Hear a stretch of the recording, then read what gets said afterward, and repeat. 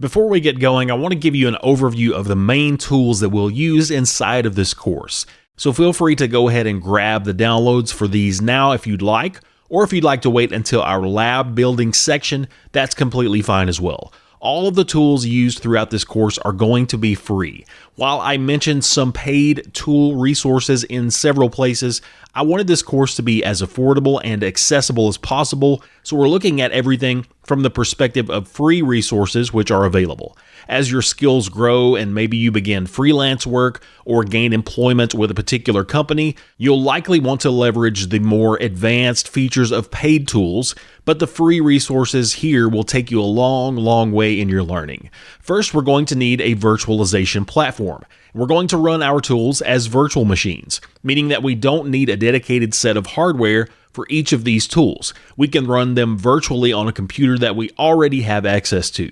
The two main options for that we'll look at here are VMware Workstation Player and VirtualBox. You can see VMware Workstation Player here, which is a free option, and VirtualBox likewise is a free option that works across many platforms. VirtualBox is my own platform of choice, and that is the one that I will be using throughout this course. This is the official Oracle VM VirtualBox download site, and there is optionally virtualbox.org, which is the unofficial VirtualBox community support site. Along with that, our other main tool is going to be Parrot OS. This is a platform built specifically for penetration testing, and it's where we'll spend most of our time when we're exploring using specific assessment tools. We'll use a pre-configured virtual machine in either VMware Player or VirtualBox, depending on which free platform you choose for virtualization. Once we have Parrot OS up and running, we will use that to install tools from the terminal as we progress through the course, and we'll also use tools already included with this installation. One more major tool we'll use is something called OWASP BWA. BWA stands for Broken Web Applications, and this is another virtual machine that's going to host several applications within itself, and it's going to mimic different live web applications that we might find when we're performing a typical penetration testing assessment. This will let us test out things like SQL injection, brute force password attacks, and more. As I said, it isn't necessary to install these just yet, but I did want to give you an overview of the main tools that we're going to use in this course. We'll cover the installation of these specifically in our next section for creating a virtual lab.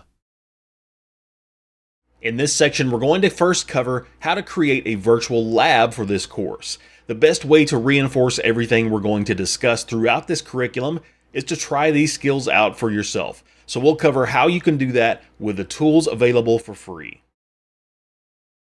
For the remainder of this course, we are going to be using what are called virtual machines, or VMs. And those are exactly what they sound like. They're simply virtual instances of an operating system and hardware that we run from our actual physical laptop or desktop, or even from a server if you use that. I want to show you a few of the options for that, starting in this video with some free VMware tools.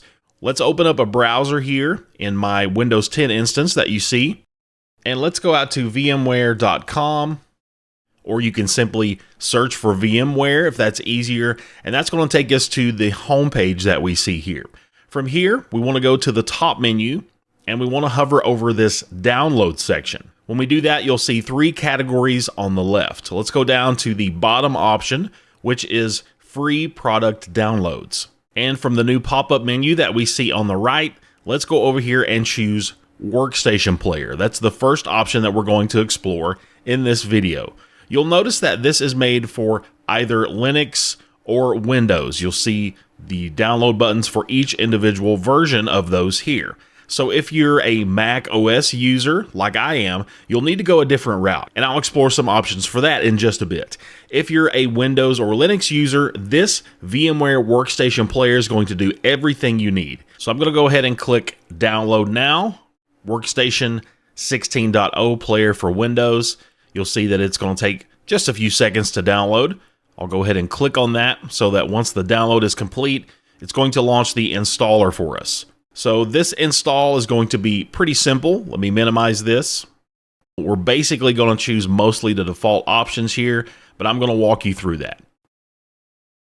So now we see our workstation player setup has launched. We can go ahead and click next here.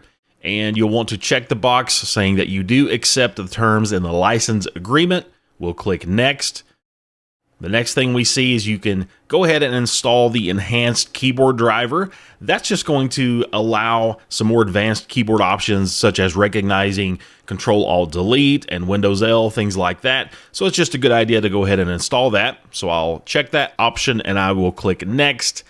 Now we're asked if we want to check for product updates on start and whether or not we want to join the VMware Customer Experience Improvement Program. I'll just go ahead and opt out of that. You can choose on your own which one you prefer to do. You don't even have to check for product updates. If you want to also turn that option off, I'll just go ahead and leave that in place. I'm going to click next. I am going to allow shortcuts for VMware Workstation 16 player on the desktop and in the Start menu Programs folder. So I'll leave those in place and once again click next. And here we see we are at the end point of this and all we have to do is click the install button. And this is going to take just a minute or two to complete. And once it does, you can click the finish button that's going to pop up to complete everything. I'll go ahead and just jump forward in the video here so that we don't have to sit through this entire installation process. Okay, we're all set now. We're finished. And all we have to do is click the finish button to wrap that up. We're going to be prompted to reboot. So you'll want to go ahead and do that to complete the final installation steps. Before we look at creating new VMs inside of a virtualization platform, I'm also going to cover installing VirtualBox. VirtualBox is actually my virtualization platform of choice because I'm running Mac OS. But again, whichever option you choose is going to be dependent on your underlying operating system and your personal preferences. But both of these tools are completely free and they're both great options. But since I am on a Mac OS platform through the remainder of this course, I'm going to be using VirtualBox. So I'm going to cover the installation of that next and how to install a virtual machine inside of VirtualBox. Another option we have for virtualization that you can use is called VirtualBox. Yet another free tool for this, and you can find that by simply searching for VirtualBox or by going directly to virtualbox.org. So I'll just do a quick search for that. It's going to be our first hit, virtualbox.org. And you'll see we get the big download VirtualBox 6.1 button. Let's go ahead and click that. And with VirtualBox, you'll notice that this is available for Windows hosts, for OS X hosts, for Linux distributions, and Solaris hosts. So a lot of different options here are covered. Again, we can do that in OS X. I'm just going to go ahead and do that from the perspective of Windows in this case. So I'm going to click the Windows hosts option. You can see that downloading. I'll click that so that it launches once the download is complete, and we'll walk through the installation of that. Again, this is going to be point and click. It's going to be very simple with many defaults left in place. So I'll go ahead and just minimize the browser. And you can see our installation has launched. We'll go ahead and click next here. This shows us the folder structure of the installation on your hard drive. So we can leave that to the default values. That's completely fine. This is asking us for some other options: start menu entries, desktop shortcuts, quick launch bar, and register file associations, which basically says when we see certain files, it's going to recognize those as needing to be opened with VirtualBox. So all of those are good. I'm going to click next and leave those in place. Now we have a warning letting us know that the networking feature is going to be temporarily interrupted, so our network connection might go down while these drivers are installed. That's completely expected and acceptable, so we can click yes to proceed on that. And finally, we can simply click install to get started with everything. So if you're on a Windows machine in the middle of the installation, you will see this Windows security box pop up, which basically asks us if we want to accept drivers for USB. So let's go ahead and click install there, and it will resume our installation. And here we are at the end of that installation. We can now choose whether or not we want to start VirtualBox immediately after we click finish or not. In this case, for the time being, I'm just going to uncheck that option and I'm going to click finish. VirtualBox can be used in Windows, Mac OS, Linux, or Solaris, so that's a free option that will work almost across the board. Now that we've explored some different virtualization platforms, I want to walk you through installing Parrot OS, which is one of the main tools we'll be using in this course. I'm going to show you how to install that from the perspective of VirtualBox. I've already mentioned that VirtualBox is my virtualization platform of choice because it's free and it works across multiple operating systems. But this is really easy to install whether you're using VirtualBox or something like VMware Player. You can find the Parrot OS download at parrotsec.org or through a simple search for Parrot OS in a browser, and that will get you to the homepage that we see here. From the homepage, we can click on our download menu that's seen at the top, and from here we see several versions of Parrot OS releases. We see a home version, we see a security version, and we even see a version for embedding into IoT and cloud appliances. In our case, we want to choose the security edition. That's the edition that I'm using. And once we do that, if we scroll down, we're going to see a couple of desktop options. We see one for the Mate desktop and for the KDE desktop. Now, the functionality of both of these are the same, the only difference being the aesthetics. Mate is more similar to Windows or Mac OS in terms of the interface, and you can also see that it's listed here that this is the default desktop environment for Parrot OS, and it's actually the one that I'm using. You'll notice we can download this through a couple of buttons. We can do a direct download, or we can download that as a torrent file. And additionally, below that, we have the option to try the virtual appliance. The two download buttons seen here will actually download the ISO file, which we can certainly use to install this in a virtual platform, but that's more for bare metal install. So we want to click the Try the Virtual Appliance option that we see, so let's click that. And this is going to allow us to download OVA files made specifically for virtual machine deployment. Now, if you have a dedicated hardware device that you want to install the ISO file onto, maybe like a dedicated laptop or a server, you can certainly do that. But in my case, I run this virtually. So I would choose the download button here. If we scroll down, you'll notice that the first option is OVA Home.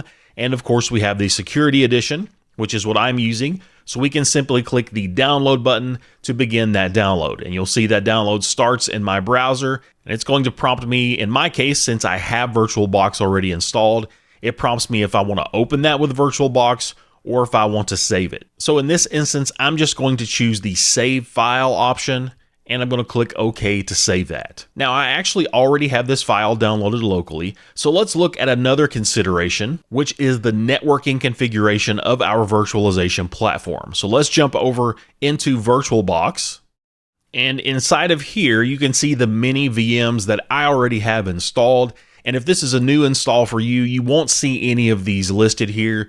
This particular section will be blank because you won't have any virtual machines. So if I choose one of my VMs, let's just say my Ubuntu instance here, and I choose the settings button that we see near the top, let's click that and let's go under the network section. This settings option, of course, allows us to change many aspects of the virtual machine, including the network settings. The section that I want to point out specifically in this case is the attached to section for the network adapter. You'll notice that is set to NAT network. If I choose this drop-down box, by default, when we install a new virtual machine, it's going to default to NAT. The NAT option is going to give you internet access from the virtual machine, and it's going to use your underlying host machine's IP address as a proxy.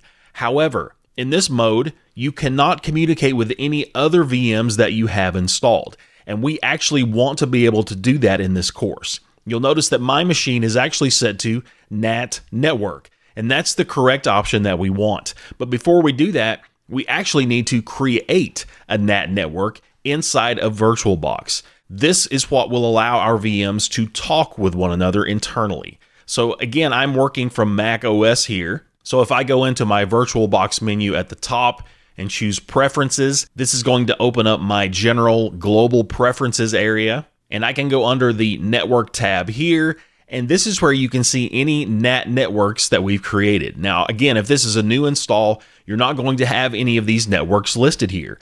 So you're going to want to create a new NAT network. To create this, we're going to simply choose this button here on the top right, which is the green plus button to add a new NAT network. When I click that button, notice a new NAT network is populated here.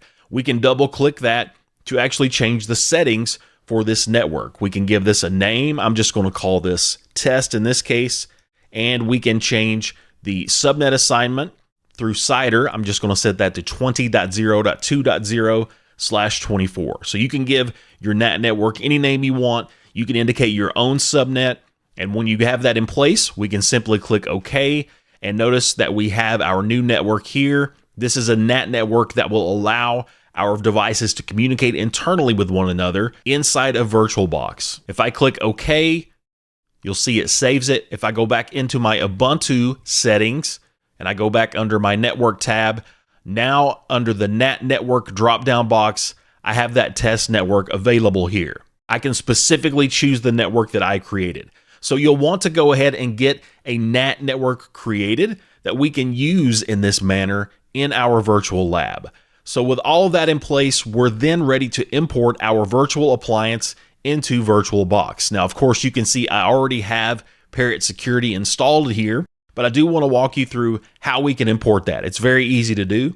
In Mac OS, we can simply go to the File menu at the top, and we have an Import Appliance option, or additionally, we can choose the Tools section inside of our VirtualBox Manager, and from there, you'll also see we have an Import option. So I'm going to click the Import option.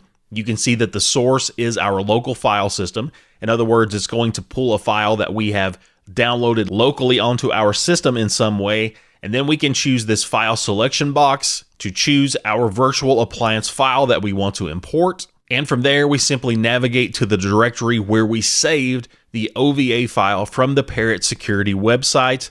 We can select that file, and then we can click Open. Once we click Open, we can go down and click the Continue button here at the bottom.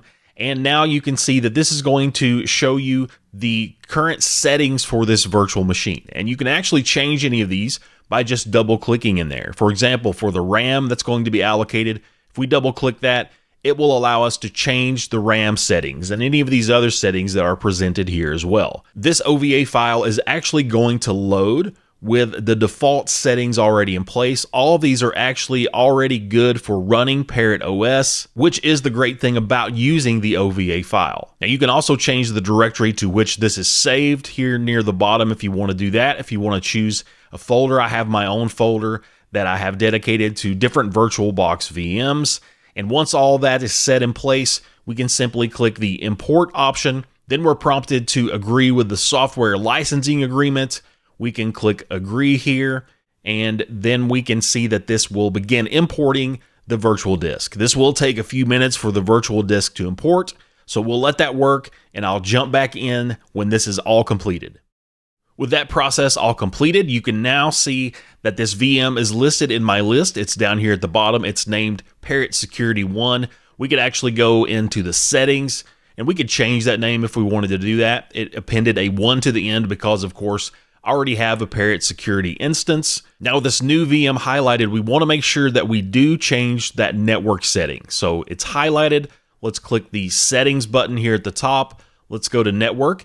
And as I mentioned, this is going to default to the NAT setting, which will give us internet access, but no communication between other VMs that we have installed. So I'm going to choose the NAT network option. And of course, we can choose the NAT network that we created from our drop-down button. The one that I use here is NAT network. I can simply click OK. The setting is saved. So you want to be sure that you change that for any VMs that you install that you want to interact with Parrot OS in your lab. Now with that in place, we can simply click this Start button here at the top, or we can double click on our instance of this virtual machine, and you can see that this launches a new window containing my Parrot OS VirtualBox. We can resize that as needed, as we see fit, and this gets us right up and going. We can click Log In, and by default, there's no username or password in place. We'll probably want to adjust our display settings depending on what yours are to make things look right, but that's it. Very simple to get Parrot OS up and going, get that installed with an OVA file, and this is the main tool that we're going to be working from through this course. So I definitely recommend that you go in and get this installed and get your own lab set up so that you can follow along.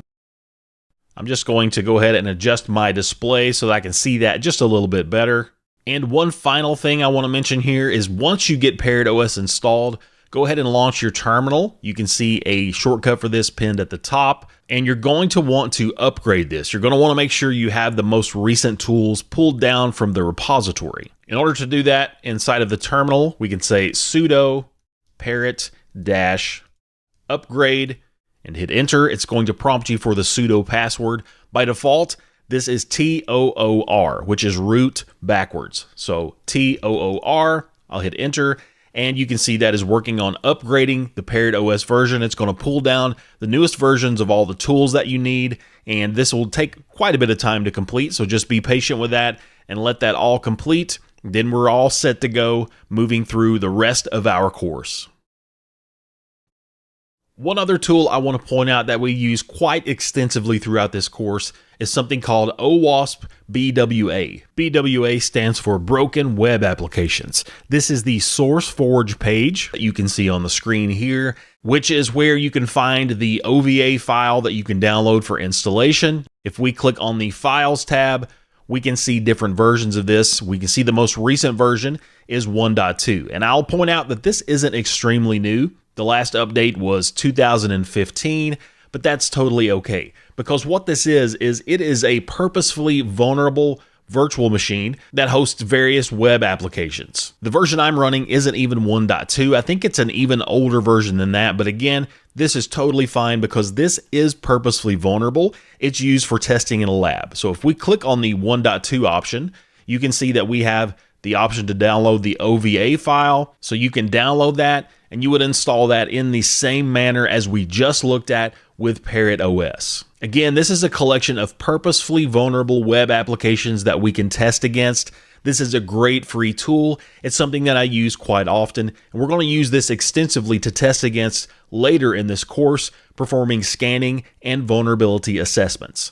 So I'm going to minimize this momentarily, and if I go back into my VirtualBox Manager, you will of course see that I already have OWASP BWA installed. Again, you would install this in exactly the same manner that we looked at with Parrot Security. You want to go under your settings. You want to make sure that your network is set to the same NAT network as your Parrot OS security is. If you don't, they're not going to be able to interact and communicate with one another. So I'm just going to double click this and get this launched so that you can see what that looks like. You'll see that that opens up a terminal window here for us. And we're going to eventually be presented with the default login credentials at the screen. You can see all the background processes are loading here.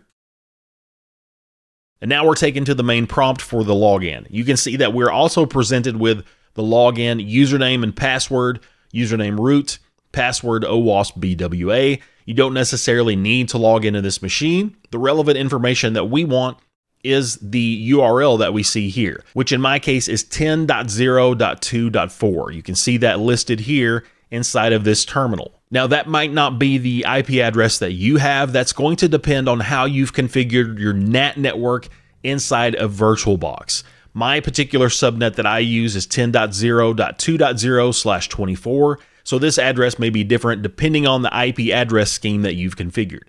But regardless, we want to take this URL and we can actually pop that into Parrot OS. So if I go back into my Parrot OS virtual machine and I open up a web browser, we have Firefox built into that. I can go to 10.0.2.4, I can hit enter, and you can see I'm brought to my OWASP web application page. We maximize this a bit.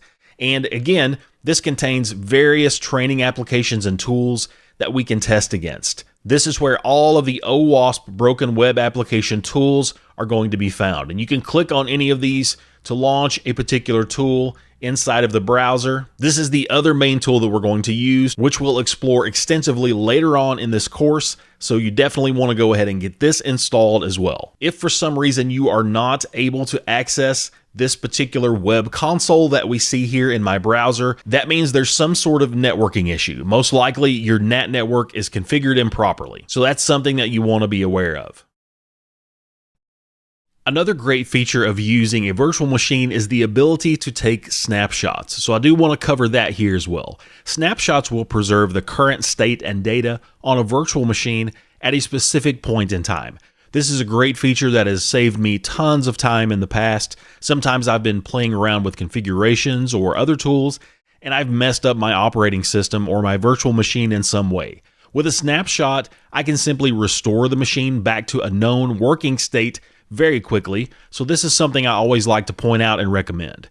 Once you get your lab working as expected and your machines are communicating with one another, you can easily take snapshots in VirtualBox by selecting a particular virtual machine from the menu list. So let's take my OWASP BWA here as an example, and you'll notice that beside the name of this machine, we have a menu with 3 blue squares and 3 lines. If we actually click on that, you can see that our default view is the detail view. Underneath there, we also have a snapshots option. So if we click on the snapshots option, this is where we can actually take a snapshot of the current state of our system. This can be done on a running machine or a machine that is powered off. In order to take a snapshot, we simply click this take button that you see with the green plus sign. And when we click that, we're able to give this snapshot a name and fill out any details in the snapshot description that we want to remember later. This might include things like the date that this snapshot was taken and any other relevant information. So when we click that, we can simply click OK, and it will take a snapshot of the current state for us. You can see that very quickly we have a snapshot taken. If we want to restore a particular snapshot, we can choose a snapshot that we've taken. Mine was snapshot 1, and then we would click the restore button. Now, in this case, when we're restoring snapshots, the machine does need to be powered off. So let's take a look at a different machine that we have. For instance, this Kali Linux virtual machine. If I click on a snapshot, I can click the restore button, and then we can simply click restore once again, and it will restore the VM back to the saved state. Now, one consideration here is that if you're restoring a broken machine where the current state is inoperable, you should probably turn off this create a snapshot of the current machine state option. You would probably want to deselect this because you likely don't want to save a broken state for a VM. And of course, we can use the snapshot menus at the top to delete snapshots that we no longer need as well, or to see the properties of the snapshot, such as the details and the date that we've saved and any information about that. I'll wrap this up by mentioning that you can install any other VMs that you want to as well for our learning here that you want to interact with in regards to security auditing. You can easily find evaluation versions of things like Windows Desktop and Windows Server. You see that I have those as VMs. I even have Android, I have Ubuntu, and all kinds of other options. Linux and Ubuntu are of course free, while other major operating systems will offer 90-day evaluation licensing that you can use for testing and labbing. So if you're interested in using other machines, definitely go out to vendor websites like Windows or Linux, and they will offer virtual versions of their own operating systems, or at the very least, they will offer ISO files that you can create virtual machines from.